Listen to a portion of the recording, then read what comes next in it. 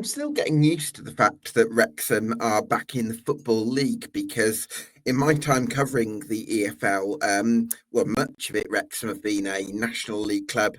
I think they went down in 2010 amid several off-field issues that had sort of built up over a number of years. And it's been great to see Wrexham not only back in the Football League, but also back with so much belief about what's possible in terms of the future, thanks to the ownership of Ryan Reynolds and Rob McElhenney. But it's funny, it's taken me a while to get used to Wrexham being a Football League club. And so for them to be back in the Championship even is quite a bit of an adjustment. And so one thing I'm really curious about is they've won back-to-back promotions, which is unprecedented in professional English football, an absolutely astonishing achievement. And I think what's really curious is how do they kind of build a squad that they can achieve what they want to in the Championship? Because the incredible thing about back-to-back promotions is it's been a wonderful journey and something for the fans to really get behind and really enjoy and savour, and a unique experience in the lifetime of Wrexham fans. But I think when you get into the Championship, there has to come a point where the club has to stabilise and make progress at a steadier rate, as opposed to just launching themselves through the leagues. But I think they've not maybe had as many transfer windows as they would have ideally liked to build a squad that can achieve what they want to in the Championship. And I think that's going to be one of the fresh challenges for Wrexham. And I think that's reflected in how the squad looks right now.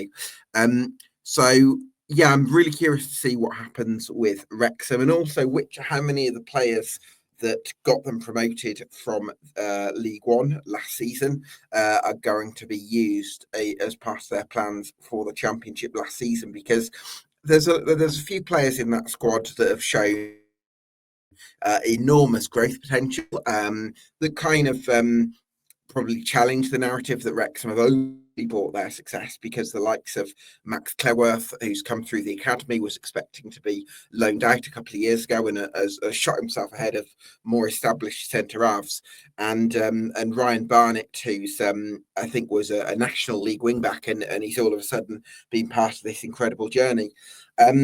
I think there's other players that they've signed over the years, over the last few years, that have served a purpose for getting them to the Championship, but may not serve a purpose for them growing within the Championship. And I think that's going to be one of the challenges that Phil Parkinson and the management team have to overcome in terms of elevating the quality, which they've certainly got the resources to do when you look at some of the numbers that have been associated with Wrexham this summer, but also keeping that synergy and that team spirit in place. And I think it's going to be a really curious balancing act for Wrexham. So really curious to see what happens on this summer deep dive. Yes, welcome along to EFL Debate. I'm speaking to a fan of each of the 72 clubs across the EFL between mid-June and mid-July. So if you want more of that stuff, you can do us a massive favour by getting subscribed to us on YouTube and on Spotify. I'm hoping to be joined shortly by Matt Jones of the Racecourse Ramble podcast, live from Egypt, actually. Unfortunately, his signal has just dropped out just as I went on air. So I'm going to do a bit of a continue with the monologue, if you like, and we'll see if he can rejoin. So I'll just send him a message now. Try and rejoin when you can. So I think in terms of Wrexham, what I think they're going to need is definitely a middle centre half. I think Ewan O'Connell did really well last season. I've always liked Ewan O'Connell, going back to his days at Walsall as a ball playing centre half.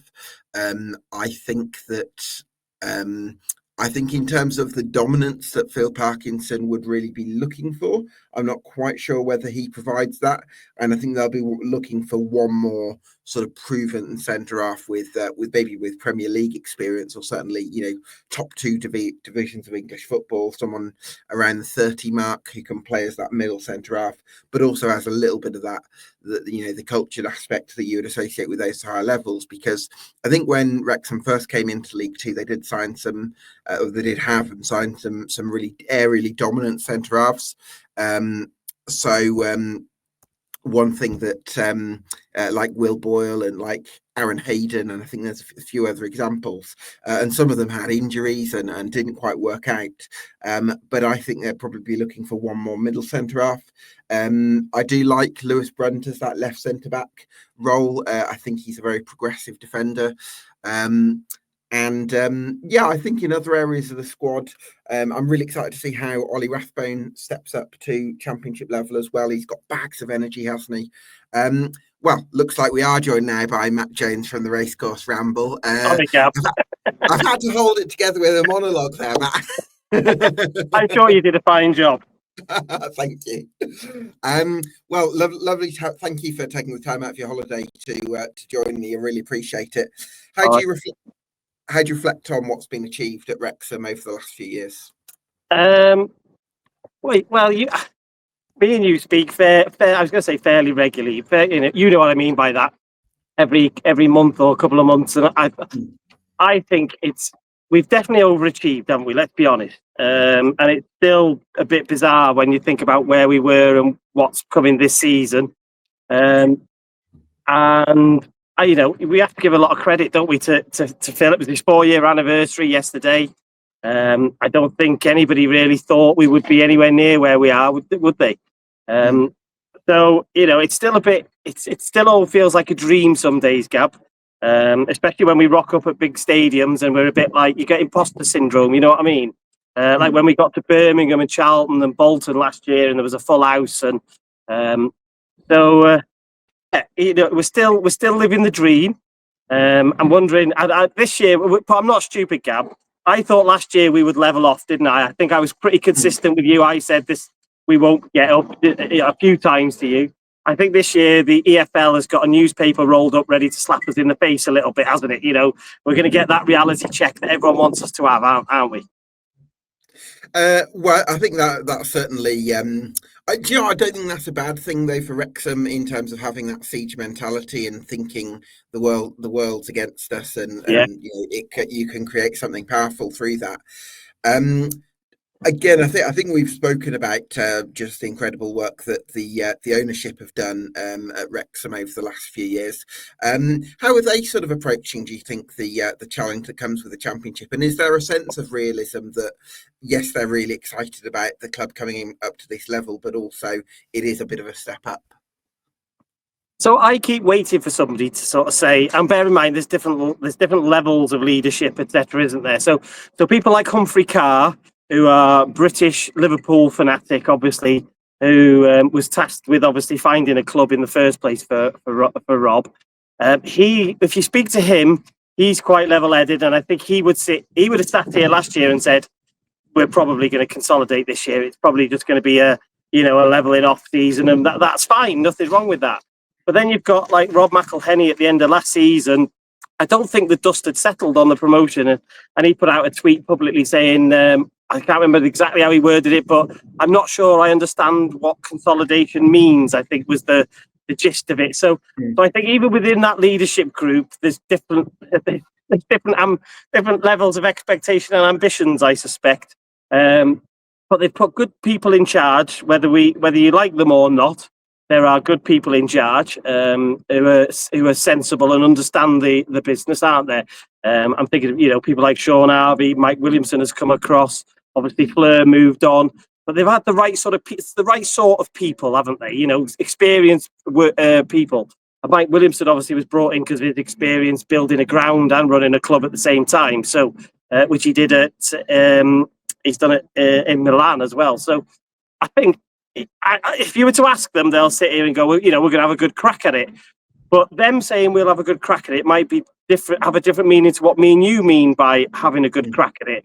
Because I think the reality is that us having a good crack at it is probably can we reach the playoffs? That's a stretch target for me. Whereas to them, they might think, well, we had a go at it last year. We were in the same boat, and we ended up challenging. And I just don't. I don't want to be. I'll take a lot of stick for this negativity, but I just don't think that's viable, Gab. Personally, I agree with you. I think that you've got to be very you've got to build from it. I think it's very realistic that Wrexham can be a Premier League club in the next 5 years. I think your trajectory says that. I think you're making that kind of progress, and I think there is reason to be really excited about that. But I think that should be where the ambition comes in. I think for saying we're going to shoot up again, I think the step up to the Championship is just enormous. So, that's what I would say. Yeah, and listen, I agree. For the podcast, I hope you don't mind me mentioning some other names. I did an interview with Bryn Law, the former Sky correspondent, who is a Wrexham fan but works for Leeds United as well. And I picked him on purpose. We did an interview. I've spoken with him before, but I did it on purpose because I knew I'd get an element of realism. And there's an element of our fan base that just think we're just going to roll through this league again. And I knew Bryn would bring everybody down to earth. And he's like, the first lines he uttered were, well, if you're talking about winning the league, let's start with the three teams that are going to come down with tens of millions of pounds, shall we? And there's caveats in there. Leicester maybe get a point deduction and all that type of stuff. But that's where you start. And those teams are light years ahead of us, Gab. And then you've got that sort of middle tier of teams that, no disrespect to any of those, but they've got hardened Championship players who've been there for years, and the squad is full of them, right? Like, if you look at our squad, I'm sure in your little monologue you were probably sort of speculating, but how many of them are probably Championship quality? Would you get to 4 or 5? Well, I think the squad is. I suppose for me, depends where you define Championship quality, because I think there's definitely players. There's definitely players in there that I think can be more than competitive at Championship level. But I think at top end Championship quality, I'm not sure any of them are on current ability. And that's where I would say, that's where it probably might take a few more windows to build the kind of squad that you need to get up there. I totally, sorry to interrupt. I totally agree with you. I think people like, right, so you look at it very quickly, you look at it, Hardy, Rathbone, Cleworth I think can do it, but obviously we have to see that in action, don't we? Sure. Sam Smith, I think, will be fine. But then I think most of them will be fine. I think in terms of survival and possibly mid-table, I think that you've pretty much got a squad there that can do that. Yeah. I looked at sort of where the table finished last year, and I thought realistically this squad can probably comfortably target sort of 5th, 16th, 17th. That should be an initial target, but then that might stretch depending on who you bring in the window, mightn't it? If they manage to land some big hitters, and I don't think there's really any talk of anything monumental, should we call it? Then obviously you can stretch that up a bit if you can get 4, 5, 6 of them. But the names that we're getting at the moment are not because it seems to have leveled off now. We can't go to the league above and buy those players.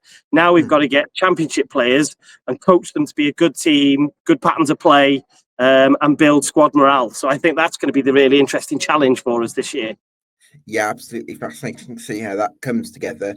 Yeah, for me, if I'm looking at the Wrexham squad, I think Arthur Okonkwo is somebody that I think Wrexham can really build with. I think he's a very high potential goalkeeper, and I think he can grow with the step up to the Championship. So really excited about him. Ward coming in as backup. I think again, Cleworth, I think is someone who can grow. I've spoken about the middle centre back role. I think that probably needs somebody. I like Lewis Brent on the left of a back three. I would see him as somebody to build with. Right wing back, I think Barnett and Longman are okay. I think that would be perfectly acceptable, but I'm also wondering about I think if the club do want to bring in one more and maybe offload one or two, that could be an option. But I think, again, Barnett, with the journey that he's been on, you want players who have been part of that journey and still have some potential to develop. I think George Evans brings that real solidity and a bit of second tier nice. Ollie Rathbone, after last season, he's got to be central to Wrexham's plans.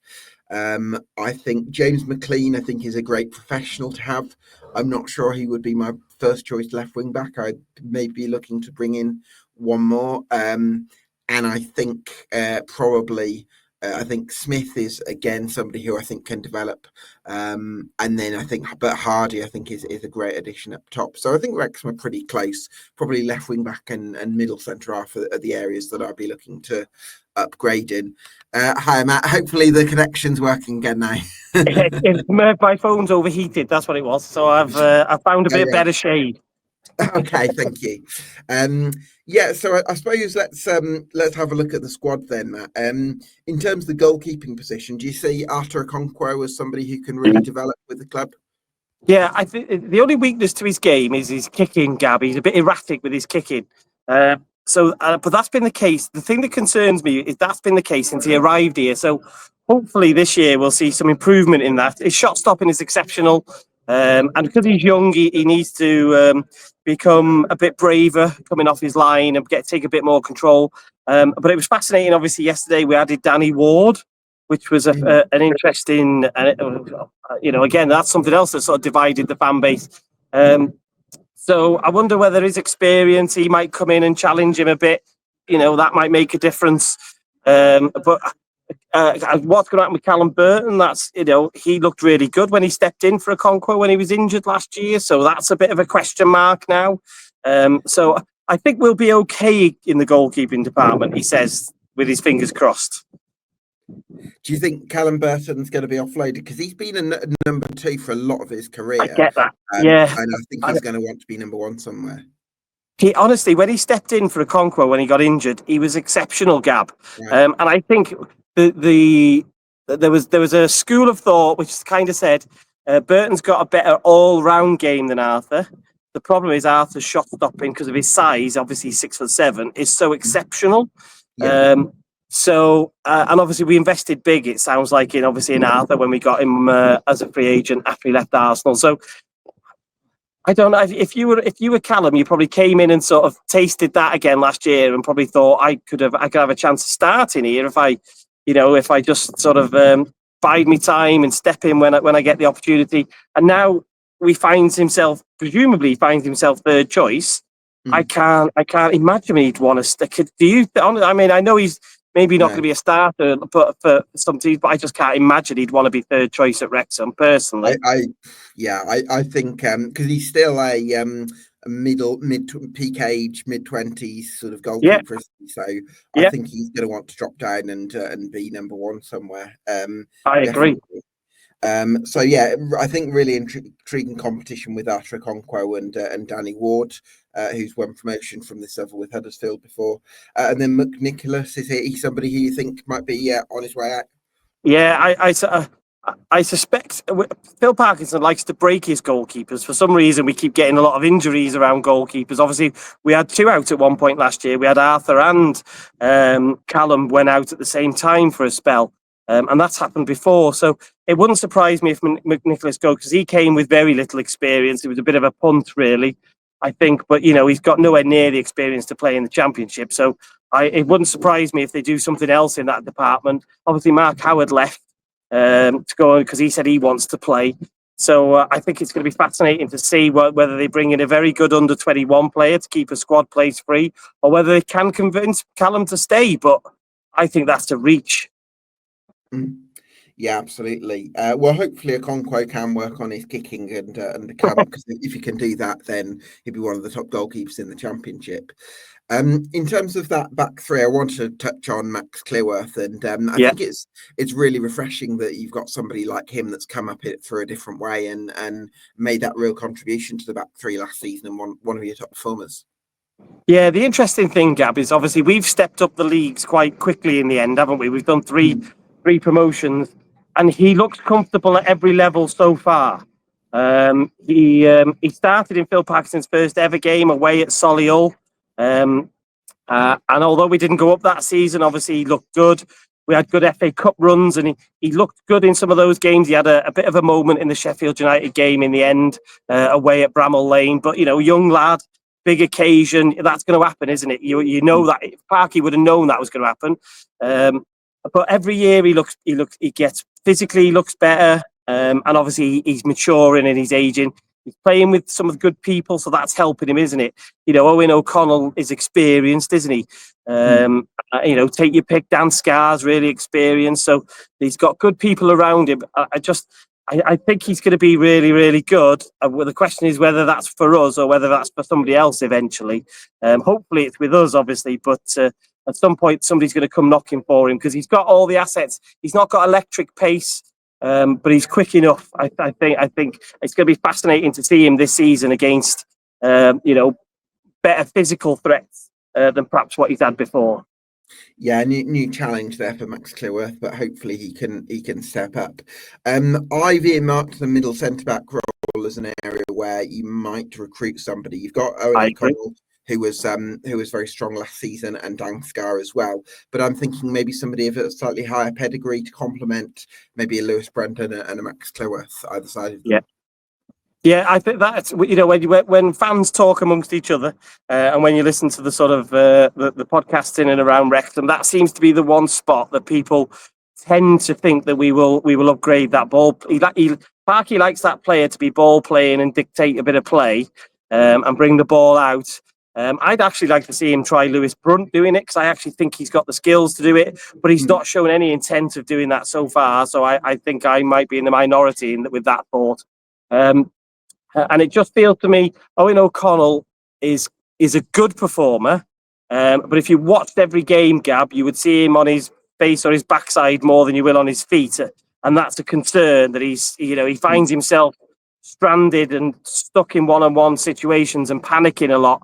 And that's why I think that he might upgrade that. And I never thought Dan Scar was that type of ball-playing defender before he arrived, and yet he's been the alternate normally to Owen O'Connell. So for me, that would be a position I would go and like you've earmarked. It seems an obvious one to me. Go and find that top quality ball-playing centre half who is not going to give us some of those dramas that we do get. Yeah, absolutely. Somebody in the sort of peak aged experience kind of age profile. Because I think that you've got that talent elsewhere in the defence, like we've spoken about Cleworth already. And Brunt, somebody I've had my eye on since his time at Mansfield Town in League Two, same year you went up. Yeah. Because like you mentioned, he's a ball-playing defender who's strong on either foot. So an exciting prospect, Lewis Brunt. Yeah, he's ended up taking the left centre-back spot for us.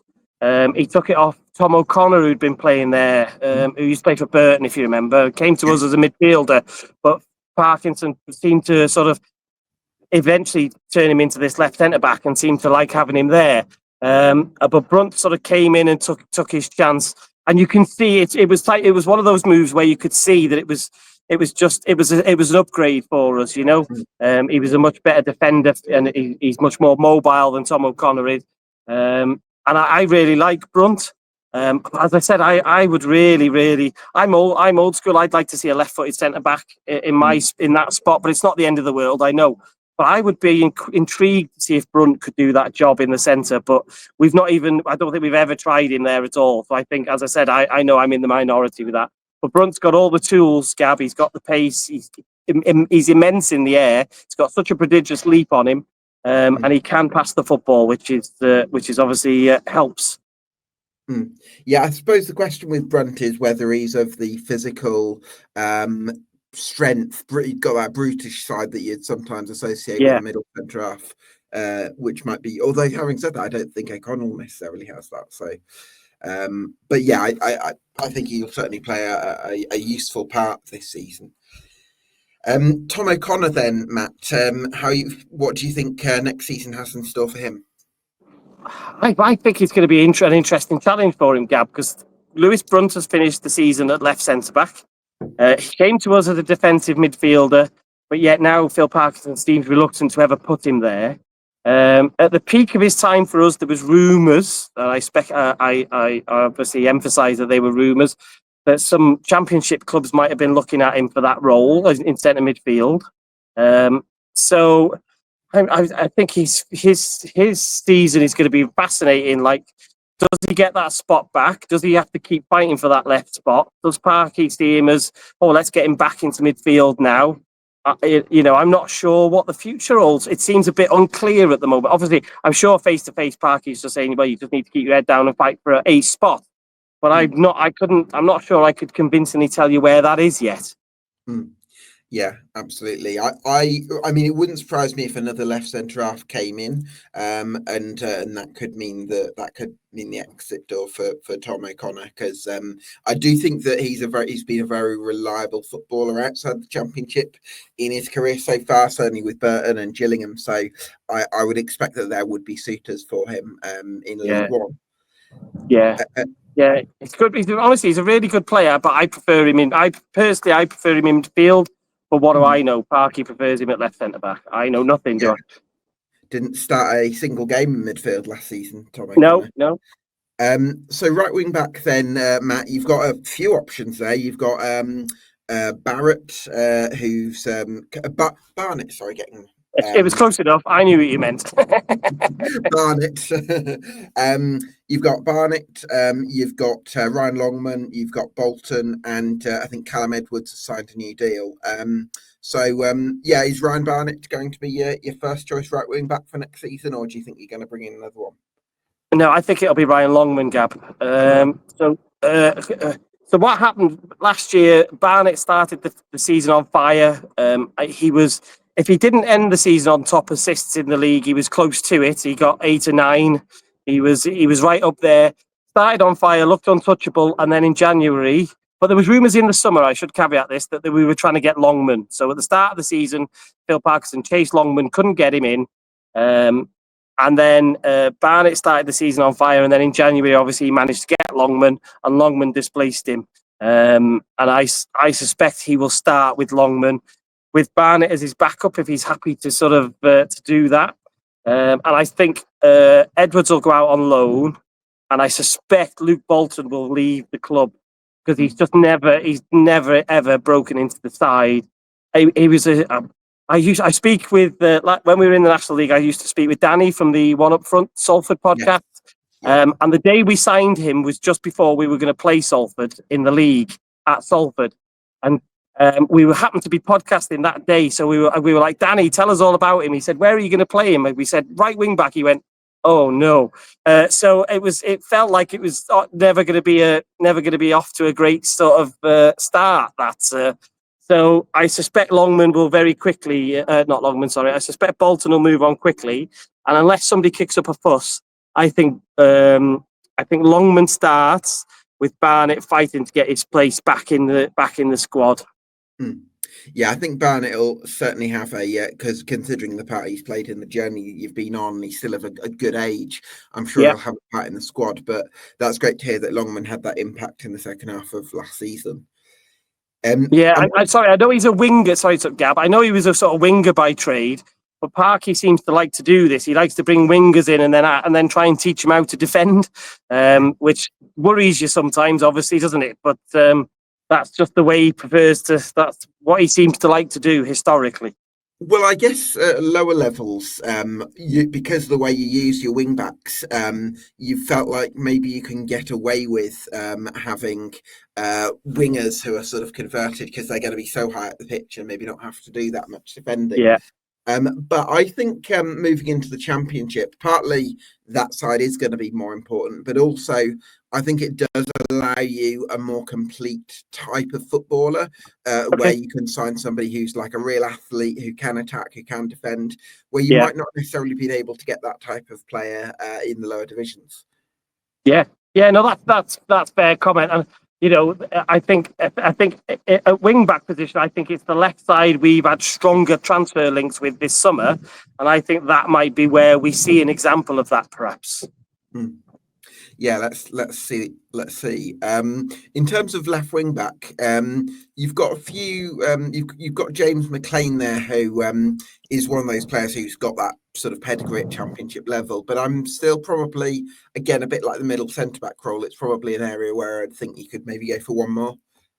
Yeah, Yeah, I think that's where we'll see some big change this summer. So I believe last season, I don't expect you to remember this. We brought in Seb Revan last season from he was at Rotherham, wasn't he? He's from Villa. He was at Rotherham on loan from Villa when they got relegated. So we brought Revan in, and I thought by the end of the season he would maybe displace James McLean. And that's what it felt like to me. He was the young legs, just needed a bit of experience, and he would sort of take over the mantle. But in the end, it was not even a contest, and Revan could never get going. He never got more than about 3 or 4 games in a row. He just he just wasn't up to it. So his future is going to be very interesting. Jacob Mendy is still around, but I suspect he moves on this summer. And the strongest links we've had were with Liverpool's Owen Beck on the left side. So presumably, that would be a loan. Whatever they do, I suppose that doesn't matter. But those rumours have been really strong, Gab. So I think it does sound like we would be one of the clubs that obviously there's a few. He was at Blackburn, as you would know, last season, and I think it sounds very much like they've identified him to come in. Now, would he start over McLean? Again, I don't know. I don't know how Phil would handle that dynamic. How do you tell James McLean, who's your club captain, that you're not going to start the season? Probably not easy. But, It gets Steve Parkins to tell him, you can do that. Yeah, I think I'd drop that grenade and run in a different room, perhaps, because, but some managers would just do it disrespectfully. I think Phil Parkinson isn't that man. I think he would try and handle that in a better way. So that's, I think, and that's a big if, obviously, because Beck has got big shooters. But that seems to be the name. It's like, you know what it's like. There's these really strong rumours about players, and it's like, it does sound like this is happening. It does sound like he's the man or one of the men that they've identified on that left side, which then questions Revan, Mendy, McLean. It's all up in the mix then, isn't it? If you bring somebody of that calibre in. Yeah, for sure. Mendy, I agree with you. I think he had a long-term injury, didn't he, last year? And he's injured regularly. He has problems. He's one of those very quick players who has trouble with his hamstrings and calves, and Yeah, so it could be a drop down to League Two for Jacob Mendy. But you've also got a lad called Rainbird, I think, who's a left winger by trade. Who I don't know. I don't actually know if you've got much understanding of the academy and players coming through. Have you got any lowdown on bit, right. I saw Rainbird last year. He played left wing back in a game just before we went on tour. He actually played, because we obviously don't play wingers, he had to sort of fit in at wing back. We played a small team called Hanley Town. Basically on our so it was on our way to they were on their way to the tour basically, and they played this. Don't know how it came about. It was great for them. They had a full house, everybody was eating and drinking, brilliant for them. But in that game he was outstanding. When he came on, he was sensational. And then it's all gone quiet on it. Then you think, well, is he going to get a loan? Is he going to get some Virtue Trophy games? And it went dead quiet. We didn't see him a lot then. So what's happened there, I'm not sure. Nothing sinister, obviously, but whether they felt he couldn't make the step up or wasn't ready or what. Obviously, not being inside the camp, you don't necessarily know. But that little glimpse of him that we had, Gab, he came on as a sub, but you would probably say he might have been even man of the match. He was that good. Right. Okay. So but I don't expect him. I think he'll be. I don't expect him to be in and around our first team this year. I suspect, if anything, they will try and loan him out, perhaps to a National League or League Two side, more likely a National League side, perhaps to get some experience. Yeah, I think Wrexham's academy doesn't have that sort of. So you know how some academies you think, oh, they're coming from this club, so they must be great. Because Wrexham's academy doesn't really have that. I think it's hard to get football league loans at this stage. So yeah, I agree with you. But someone in the National League, he could be quite the pickup, and we'll see how he gets on from there. So let's look at midfield then, Matt, because last season it was often Dobson, Evans, and Rathbone as the midfield trio. So which from your midfield options are you most confident in stepping at? Rathbone, I suppose, is the first answer to that, isn't it? Yeah, it is. It is, because he was so exceptional for us in the end, Gab. When he first came, apparently he was carrying a little bit of an injury, so he was a little bit in and out. We were just kind of using him in different positions just to get match fitness and to see where he was. But then after about 8 to 10 weeks, he sort of got Phil Parkinson seems to like these two number 8s, two box-to-box players. I think was what we were doing, trying to be sort of safe first and foremost, be safe, and then we'll sort of get a goal, And Rathbone excelled in there. You know what he's like. He's an energizer bunny who doesn't stop to start with. But then he added some more goals to his game for us last season and got some really important goals. I guess the most important one was probably the last minute winner at home to Barnsley. It was probably the one he got goals. I think Blackpool in the end of the season he got one there. So he started to add a few more goals. I think he had a really good goal scoring season for him. And he looked comfortable. I think they will be really hoping that he can obviously replicate that form as close as possible despite the step up. Dobson is the question mark because he's obviously never played at that level. So I think that'll be an interesting question mark. Matthew James, who came in halfway through the season, and then he got rested in one game, but apart from that, Gab, he started every single game. Now, bearing in mind he'd not had any football for 6 months, so it's unusual for somebody to come in and then start every game, isn't it? Because they're not match fit. But Phil Parkinson clearly adored him, likes what he does. The question mark is, can a player of his, I don't mean to be disrespectful, of his age now, could he do that again in the Championship? Against the top half sides might be a stretch. Against the bottom half sides, maybe he can be influential. But we seem to be getting linked to sort of defensive-ish midfielders in the transfer market. I'm talking about people like Lewis Travis were linked from Blackburn, and maybe even at a stretch to Cameron Brannigan. That type of player we keep getting linked to. So it does make you wonder that Phil. It would appear midfield is an area that they want to tweak. Yeah, I think that I'm actually less worried about Matty James from a fitness point of view, just because you've also got George Evans there who can do a similar role, and he's got that higher level profile. I think for me, it's creativity that's probably the thing where I would say you'd want a bit more of that. Yeah, I agree. We switched to this system, I think, because Elliot Lee couldn't influence games like he could lower down.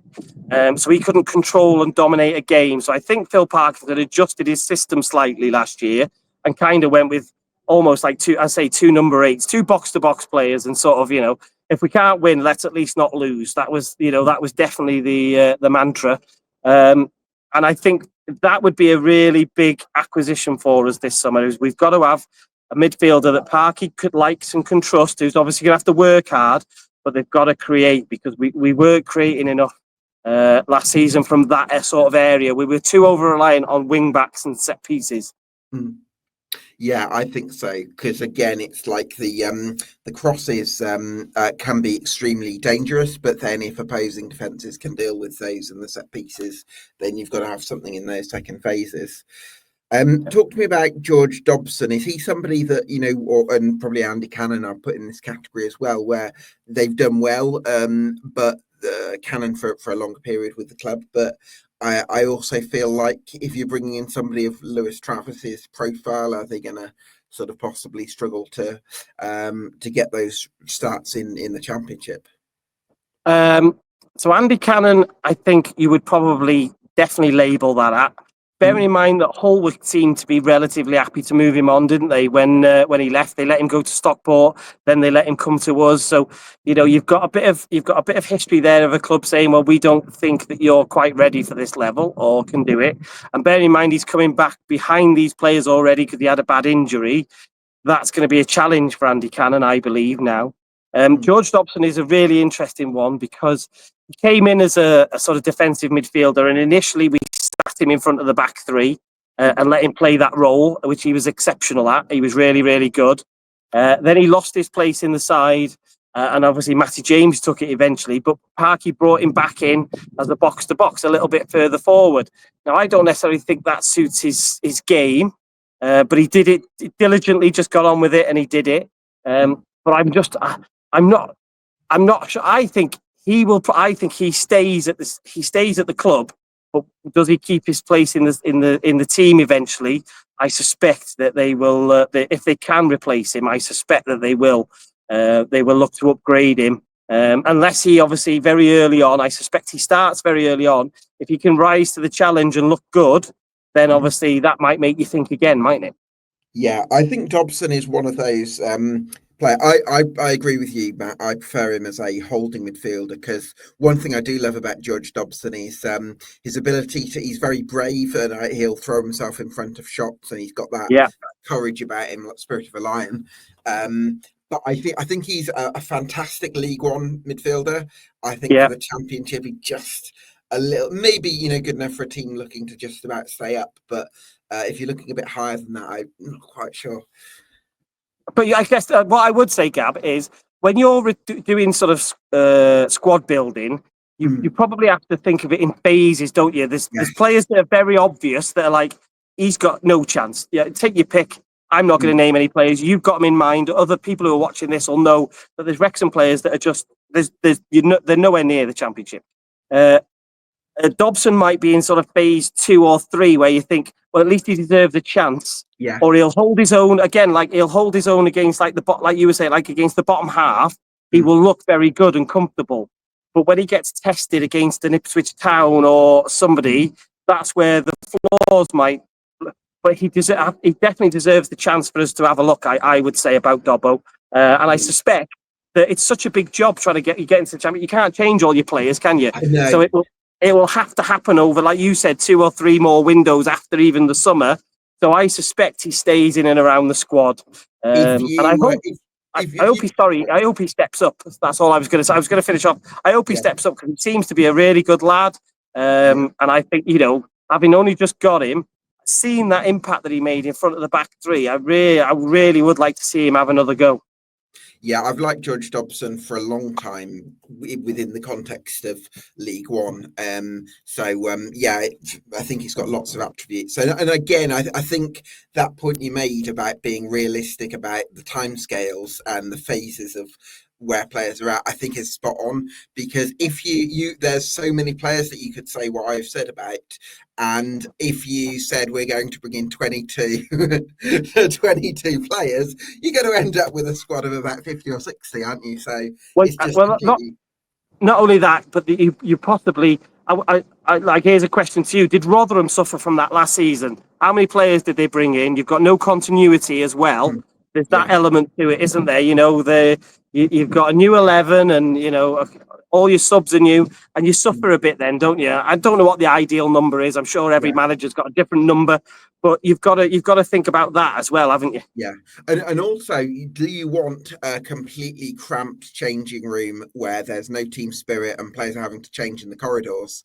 Yeah. You don't want that. You want to have a bit of a togetherness and a synergy. So, I think Can I touch on that?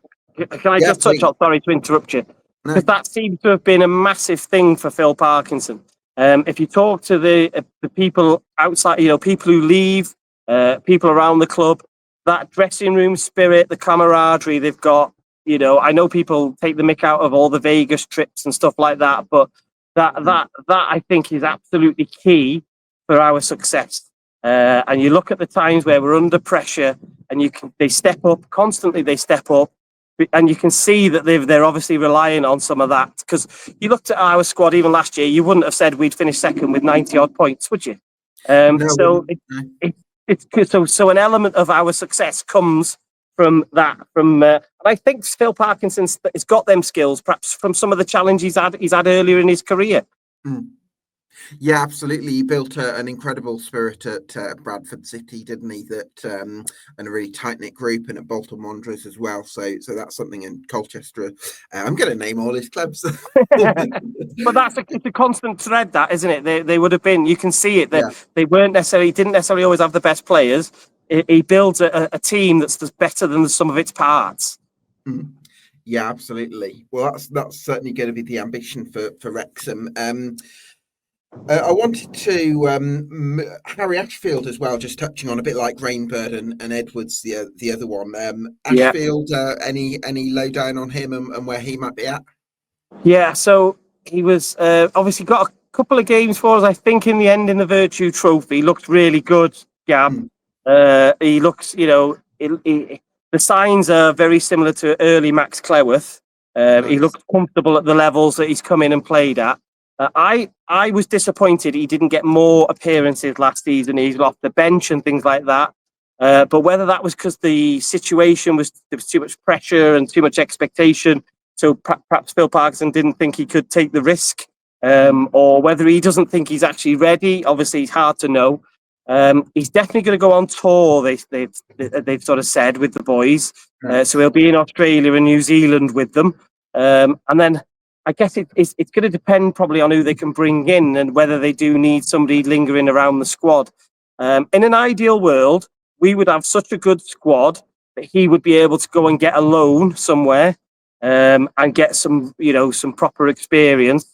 But I don't know whether, obviously, that's going to have to happen late, isn't it? We're going to have to wait and see where we are by the time the end of the deadline. But he looks, honestly, we were talking before about somebody with a bit of creativity and can score a goal. He's got that in his locker. He can beat a player comfortably. In the Virtue Trophy games, he was exceptional, but he was running out of gas, after 70, 80 minutes. So he needs to acclimatise to that. But he looks. He's got all the signs, Gab. You're spot on to sort of pick him out. Yeah, the advantages as well that you've got, Matt, in terms of loaning players out is that you can loan players out to the National League, or you can also, being a Welsh club, you can loan them out to what do they call it? Well, yeah, I call it the Welsh Prem. I'm not even sure because obviously sometimes with different sponsors, sometimes they change the names, don't they? Right. But Welsh Prem is the safe name. Yeah, so you can loan. So that's a decent standard of football to loan somebody at Harry Ashfield's or Rainbird's position. Where so Max did that. Max Cleworth did that early on. That was his first move, was to the Welsh Prem, and then he came back, and obviously he was good enough to integrate into the squad eventually. I think the National League is it's definitely more physical. As there's more men in that, shall we say? They're definitely experienced pros who are earning their living, and all of a sudden they're kicking you up and down the park, aren't they?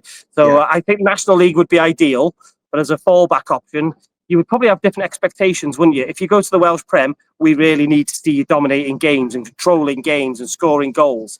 Whereas they might be a bit more forgiving if he went to a National League because they knew the level was a bit higher.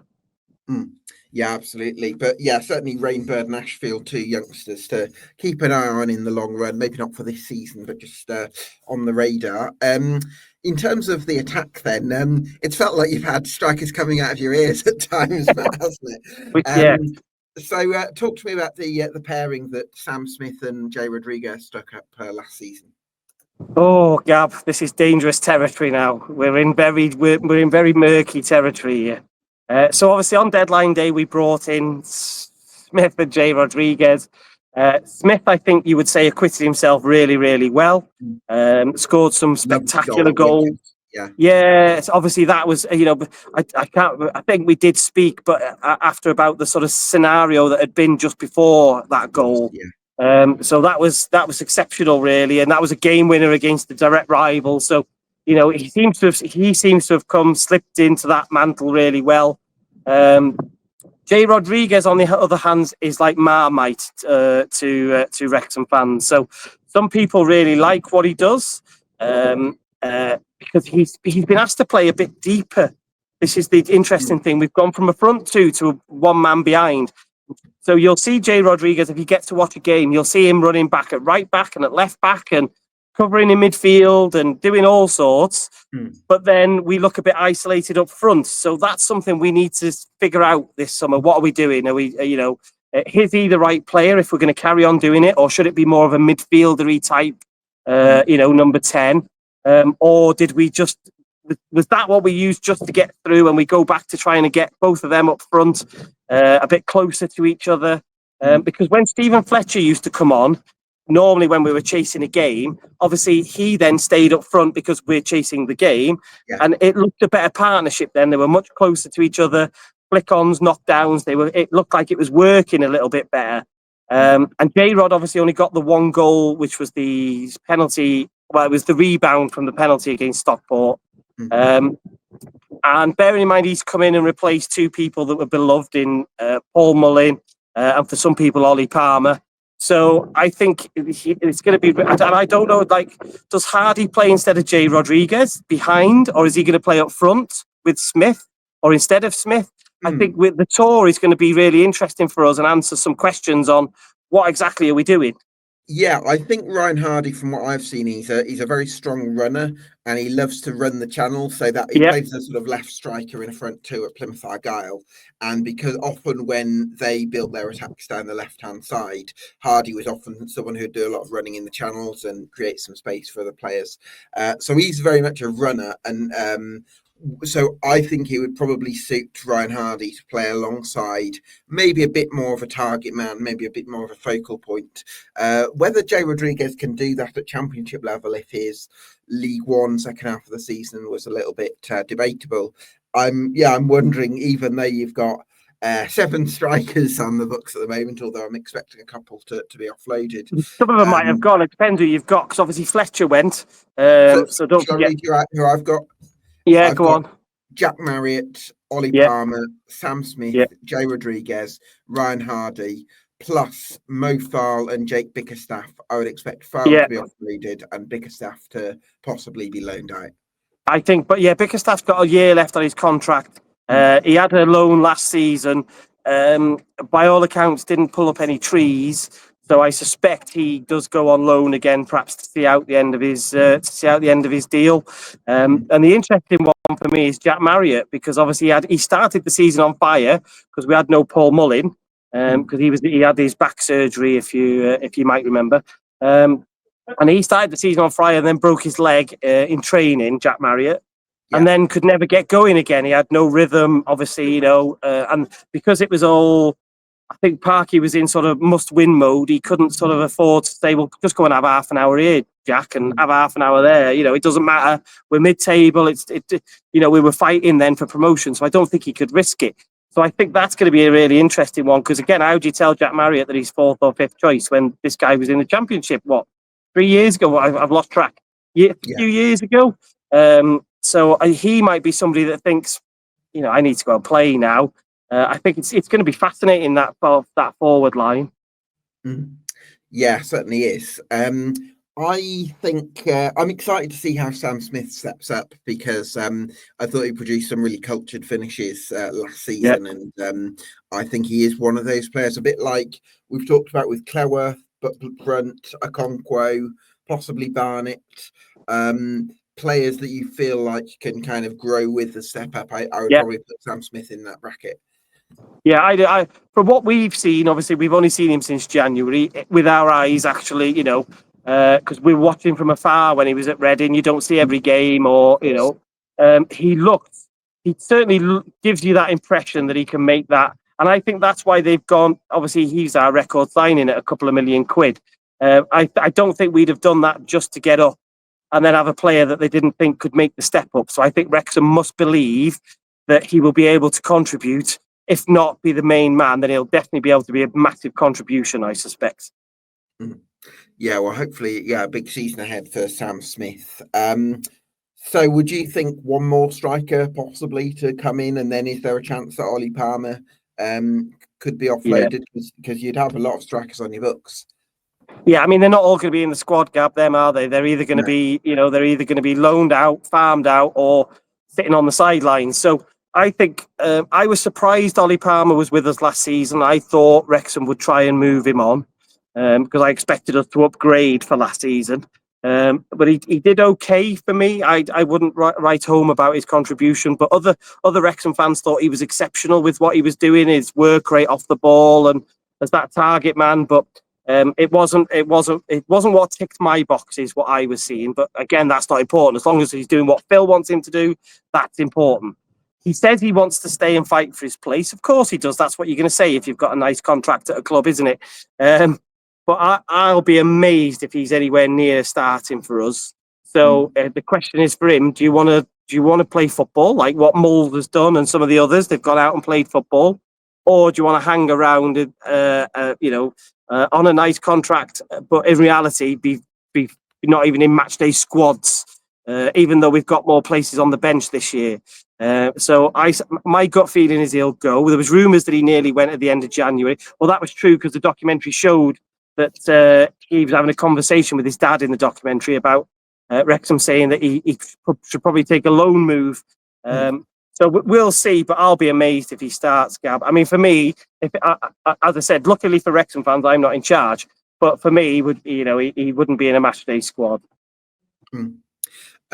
So we're looking about 5 or 6 editions between now and the end of the window.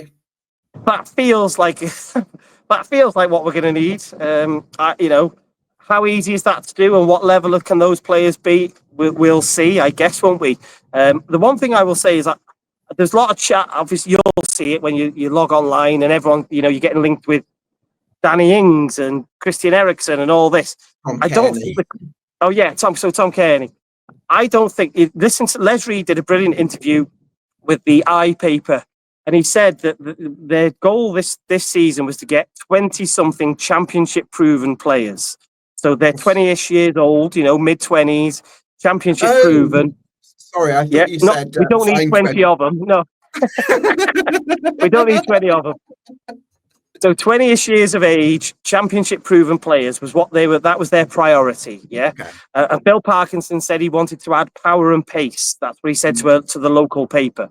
So when you put those two things together and then see who some of the players you're getting linked with, you just know it's clickbaity. It's just not realistic. And I think we're starting to see now the more realistic links come in. So you think about Owen Beck's been linked, Lewis Travis has been linked, Cam Brannigan from Oxford has been linked, and there's probably others that I can't think of off the top of my head. I think we're starting to see the real targets now, not the newspaper huff and bluff. Does that make sense? Yeah, that makes sense, because I think the Kearney one was very early in the summer, wasn't it? And I That's right. That was quite an inflammatory. They mentioned the wage and all that kind of thing. That kind of they like to sort of sensationalize things, don't they? Absolutely. Yeah. To be fair, that's an agent and a newspaper's job, isn't it? So I get that. But I don't think it. I don't. If you take at face value what Wrexham have said publicly. And I'm not saying we won't sign one, because Phil Parkinson does love experience. Look at the Stephen Fletcher move and stuff like that. Nothing wrong with that. I think the Danny Ward move is potentially more experienced than some of the ability that he's shown lately. If what I've read of Leicester fans have said about him, I think so. There definitely will be some experience, but I think those players are definitely what we're targeting now. Are we big enough to bring in a Lewis Travis or some of those others? Let's see, is the question, isn't it? Because you're dealing with big boys now, aren't you? This is not us. This is not the Hollywood glamour that can pull you out of nowhere. These are players that are comfortable at big clubs with big history, with good training grounds and good contracts, and that's a very different challenge, I believe, to what we've had before, Gab. Yeah, absolutely. With that in mind, then, Matt, I think the word expectation when it comes to Wrexham in this season is going to differ massively depending on which part of the board you're speaking to and which part of the fan base you're speaking to as well. So it's very difficult, isn't it? But I know you well enough, Matt, to think that you're going to have your you're going to be very realistic about it, how you approach the season. Yeah. So obviously. Nothing. There's so much I could say to answer this question. I've got to be careful because you upset too many people. I think if the reality is, if we stay in this division, that should be a good start, right? Yeah. Just stay in this division at all costs. That's got to be target one. For me, the realistic expectation is I looked at sort of Oxford and Portsmouth and thought Wrexham could be that sort of team. I believe we've got the resources to do as well as them. And they were about 16th, 17th-ish from memory. So I think that should be our minimum sort of realistic target. And then you can stretch that target if you could bring in 5 or 6 class players, Gab. But I mean, that it sounds like that'll be a challenge. So if the dream would be that we could challenge for a playoff, the reality is we will settle down into mid-table for me, and that's where I expect us to be. And I'm going to be honest with you, Gab, and you're not going to like this. I will be over the moon if we finish mid-table in this division, because there is some big clubs in this team that dwarf anything that we could do and have done historically. And that's not to say that we're not ambitious, but you need a dose of reality. And I'll be off the field, Gab. Remember, we've got a 3-sided stand this time. We're having that new stand built. So financially, that'll hurt us a little bit this year. I think if you could settle in and be that and accrue some more quality players through the next 2 windows, and then kick off this time next year with a brand new stand, 3 or 4 more, perhaps better top end championship players, then we'll be a different proposition. And I think that will be the time to sort of hit the go pedal, if you like. But that's just my opinion. But I'll be interested to see what you think. Yeah, well, I'm producing my 1 to 24s in late July, so you'll know what I think. I think then. And one of my processes for doing that, Matt, is to rate each team out of 10 on 14 different categories that I think are going to determine their fate. So what I'm going to do here is shout a category at you, and you can give me a number between 1 and 10. I'll have a go. Yeah, go. Lovely. First one is ownership. It's hard not to be a 9 or a 10, isn't it? For that, they give Parky everything he wants. The fans love everybody, so it's hard. It'd be hard not to give our owners a 10 so far, Gab. Absolutely. Infrastructure. Probably where we're a little bit behind, given this growth that we've had in the short period. Really hard one for me to answer because we're not in and around it. We haven't got a training ground. We've got lots of sort of roles that we need to introduce. Hard for me. I'm guessing we'd be somewhere around probably a 5 or a. I mean, if you haven't got your own training ground and lots of, it'd be hard not to be around a 5 or a 6 or a 7, somewhere in that sort of. Go with a 6. That sounds like the safest answer. Okay, go for a 6. On that then, Matt, do you think the training ground has got to be a big priority for the club in terms of off-field and getting towards that next stage? Yeah, I occasionally get lucky enough to speak to some players, Gab, at sort of fan meetings and stuff, and it's the one thing that gets talked about both from the players and from the hierarchy. I actually, that cop end of our ground, which is unused, has been a problem for years. I'm so glad we're getting it fixed, but actually I'd have fixed the training ground issue first, me personally. But what do I know? Obviously, training ground doesn't bring any money in, whereas obviously a stand does bring money in, which then lets you pay for a training ground. So that's probably why I'm not in charge, Gab. But it's got to be done. We share it, obviously, with the FA of Wales. They get priority. We don't get access to everything. It's not ideal. And I think championship players and above would expect the team to have a good training facility that they own, can use when they want. So yeah, for me, it's a big thing. Yeah, that's a big priority to come up for Wrexham. Next one is playing budget. Championship level, this is. Yeah, well, Les Reed said we would have a very competitive budget. So I suspect it's not anywhere near the top, but it will be middle to top. So I would say that's probably a 6 or a 7 out of 10, I would expect. Okay, I think I would probably go with a 7. Yeah, that's my gut feeling. Whilst we don't have obviously parachute money or Premier League money, we do make up for that obviously with the sponsorship from the documentary. So I suspect it would be. I think a 7. I'd be worried about. I don't think I could comfortably go above that, but I'd say a 7, Gab. I'm quite confident we'd have a good budget. Makes sense. Management. Still, I think this is going to be really interesting this season to see how Phil Parkinson copes against some of these young whiz kids and who think they know it all. That opening game against Will Still will be fascinating. That said, he's got experience and that overcomes something sometimes. So I'm going to give him. I would like to give him an 8, Gab. I'm waiting to see how you react to these. Now I'm looking at my phone to see whether you're laughing or not. But I would say comfortably at an 8, and we'll see. Yeah, I think he's a 10 out of 10 in terms of what he's done for Wrexham. Yeah, I get that. I get that. As a championship manager, it might be more like a 6 or a 7. So I think an 8 on balance is probably about fair. I understand why you would go less than myself. I think obviously I've got a bit more, seeing what he's done as well. So I'm probably influenced by that. Of course, yeah, that makes a lot of sense. Goalkeeping department. Say that again. Sorry, broke up then. Goalkeeping department. So we've added to it yesterday. We'll wait and see whether they all stick around. I think we're pretty well set. I would say we're a 7 or an 8 in there. Gut feeling says we're. Do I have half? Can I have a half? Go on. I'll give you a half. I'm going to go a 7.5. If Arthur stayed fit, I'd say we're an 8. But let's go 7.5. Okay. Defence. So our last season's success was built on our defence. The challenge will be, can you replicate that against better players?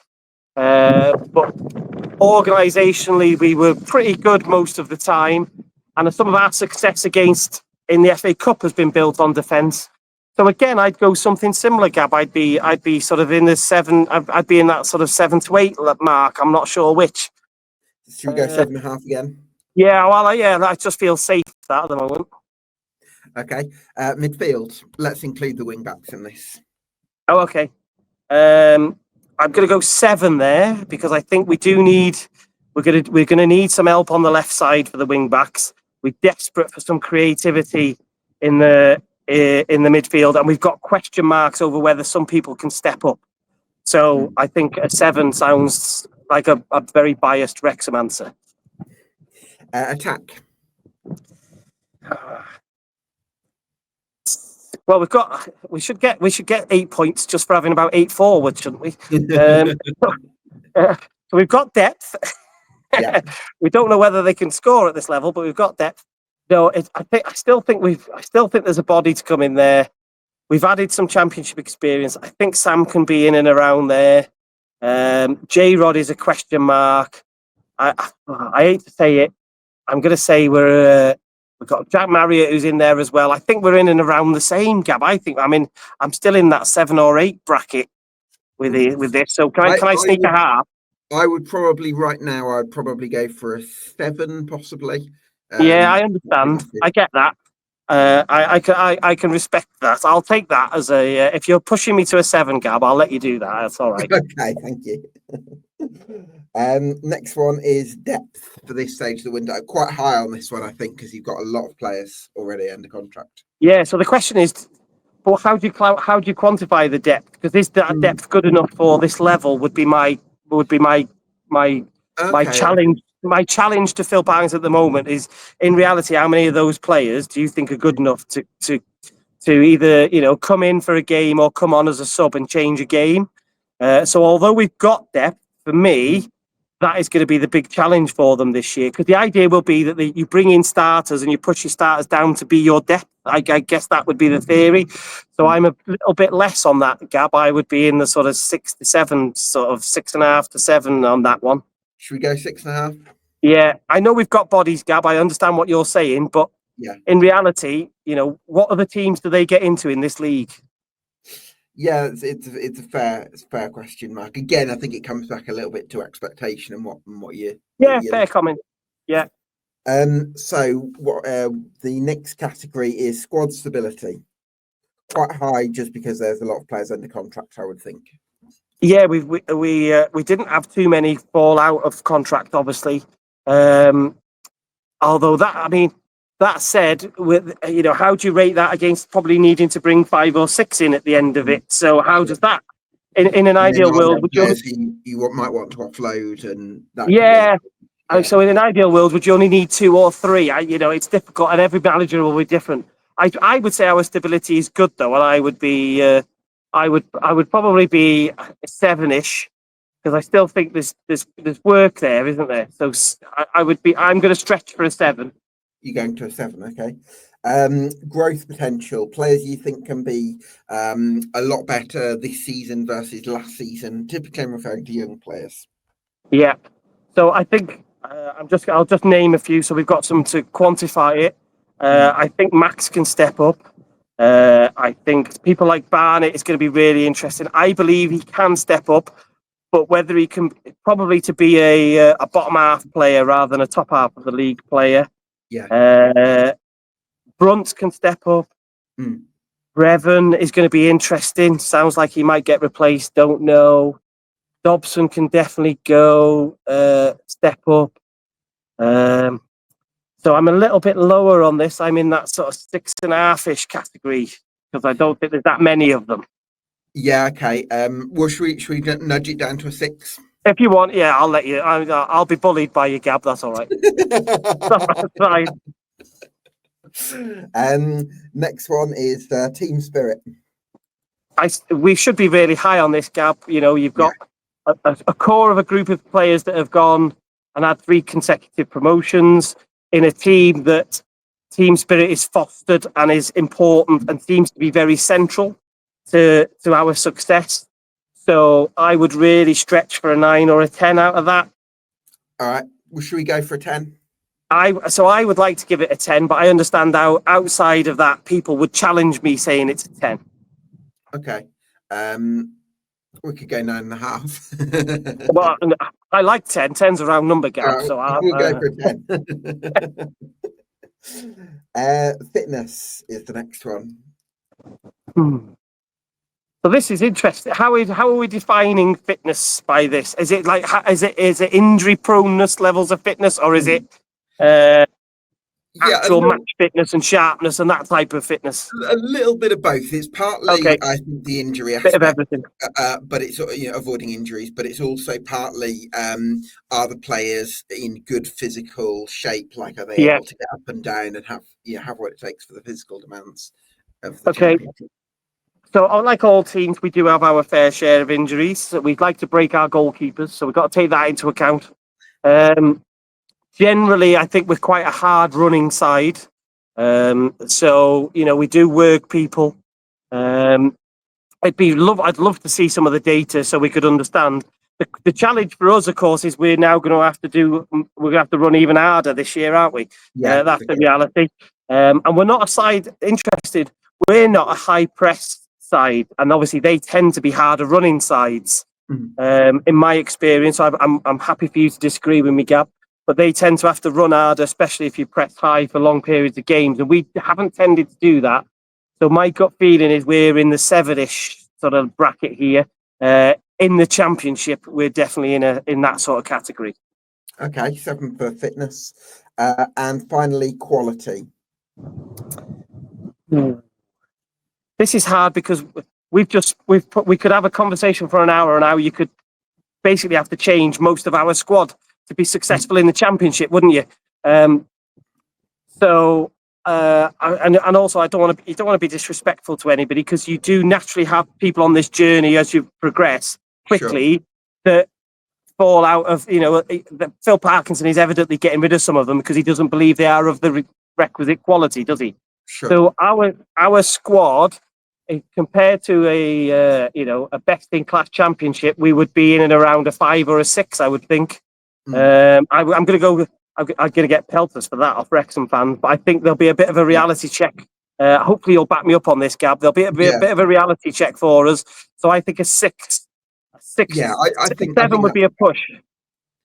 Yeah, I think for the squad as where it is right now, I think so. Again, when we're just for anyone Wrexham fans watching, this is also based on relative to the championship. It's not necessarily what's been done over the last 3 years, which is unbelievable. So we're kind of applying that lens to it, which offers a bit more context for what Matt's saying. Just to add to that, can I just add to that? So just for we are now walking into a league where two or three of the teams were have been in the Premier League, haven't they?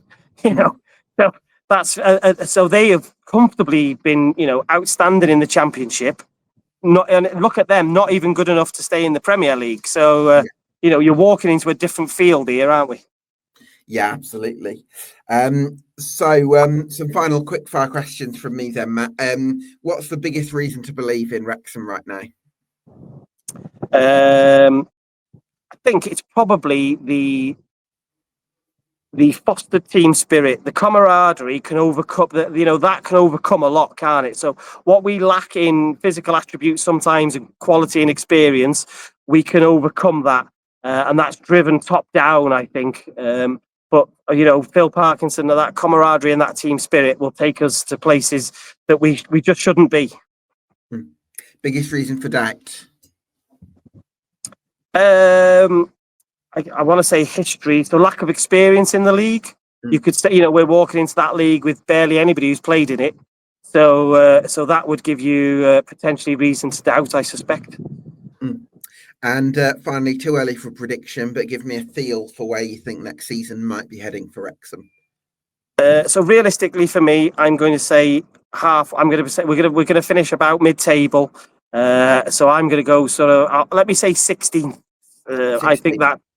Bear in mind, it's tough on that, Gab. But you're asking us that early when we haven't, the window's not closed, and we don't know who we've got. But I think that would be a minor miracle. Bear in mind where we've come from, Gab. Yeah, absolutely. I think 16th in the Championship would represent a wonderful season for Wrexham as you continue to build. Matt, thanks so much for joining us from your holiday in Egypt. I'm sorry about the signal and overheating phone. No worries at all. Overheating head as well. Yeah. I don't mind that, look. What was I going to say? You got plans for the Racecourse Ramble for the next season then? Yeah, well, we carry on. Obviously, every week on a Wednesday we carry on doing the podcast and the live stream. Over the summer, we've been filling in with interviews with people, people like Andy Morell and, as I mentioned, Bryn Law and other people around the club. We've been doing that, so it'll be more of the same, Gab. Brilliant stuff. Well, I wish you well for that, and everyone go get subscribed to the Racecourse Ramble podcast. You can also subscribe to EFL Debate on YouTube and on Spotify. Thanks to you for watching at home. Thanks once again to Matt Jones from the Racecourse Ramble, and we'll see you again for another Summer Deep Dive very soon.